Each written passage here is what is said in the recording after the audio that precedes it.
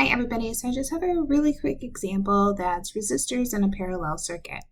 So here's our problem. When two resistors of resistance R1 and R2 are connected in parallel, like the figure, the total resistance R satisfies the equation 1 over R equals 1 over R1 plus 1 over R2.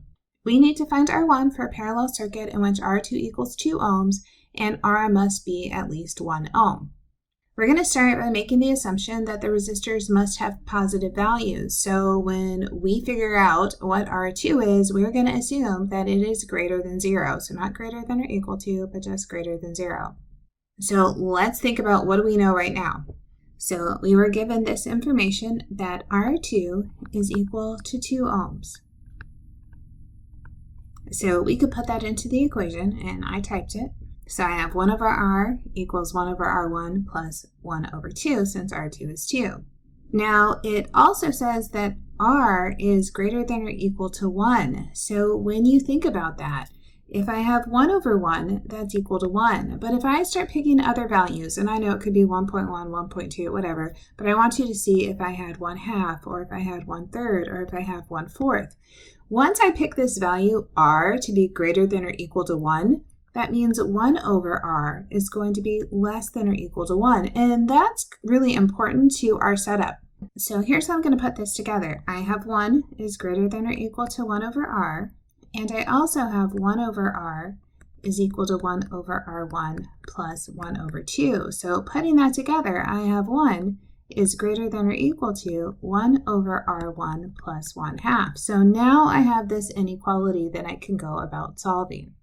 All right, so we had 1 is greater than or equal to 1 over R1 plus 1/2. I'm just going to switch that around really quickly and make this 1 over R1 plus 1/2 is less than or equal to 1. So I just kind of flipped it around, but you can see it's still pointing in the right direction. So 1 is still the bigger thing and our fraction is still the smaller thing. I want this really to be a 0 on the right, so I'm going to subtract 1 from both sides. I have 1 over R1 minus 1/2 is less than or equal to 0. So let's do a common denominator. I can do this the really long way. Say I need to multiply the first one by 2 over 2. I need to multiply the other side by R1 over R1. Kind of shove that in there. So now I have 2 minus R1 over 2R1 is less than or equal to 0. So looking at the top and the bottom, I take the numerator and I set it equal to 0. So 2 minus R1 equals 0. That says 2 is equal to R1. So this gives us a point on the number line where we can test it. So remember when we did inequalities for rationals that we did test points, right? And we did a sign chart to figure out what's going on. Now, back in the beginning, I said we're going to assume that our resistance is greater than 0. So I'm going to put 0 as my beginning point. I have 2 as this place where it's going to change, and then this can go to infinity. What I want to do is pick a test point. So maybe I try 1 between 0 and 2, and maybe I try 3 that's between 2 and infinity, and let's write it that way. So this is 0 to 2, this is 2 to infinity, and we're going to put that test point into our fraction. So I'm going to leave it as 2 minus R1 over 2R1. I think that's the easiest way to look at it. So if I put in 1, I have 2 minus 1 over 2 times 1. This is 1 over 2. If I put in 3, I have 2 minus 3 over 2 times 3. This is negative 1 over 6. Really what I want to know here is 1/2 is positive, negative 1 over 6 is negative, and what did I say I wanted? Well, back here where we set up our inequality, we said less than or equal to 0, which means we want a negative number. So we want this.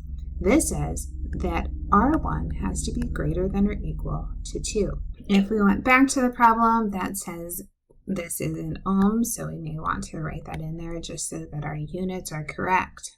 If you kind of want to check it, remember we started with 1 over R equals 1 over R1 plus 1 over R2, and we had 1 over R is equal to 1 over R1 plus 1/2. So think about if you put in anything greater than or equal to 2, like 1/2 plus 1/2, that's going to give me 1, which is what we said, that R had to be greater than or equal to 1. And remember we said R had to be greater than or equal to 1, so that works out. But if I pick something bigger, think if I pick 1/3 plus 1/2, Well, that's equal to 5 over 6, which also works because we said when r is greater than or equal to 1, 1 over r is going to be less than 1. So this kind of is a quick verification for us that as long as we pick r1 to be greater than or equal to 2 ohms, then when we add it to our resistance of 1/2 and put it together, I'll have something that's less than or equal to 1. I hope that helps.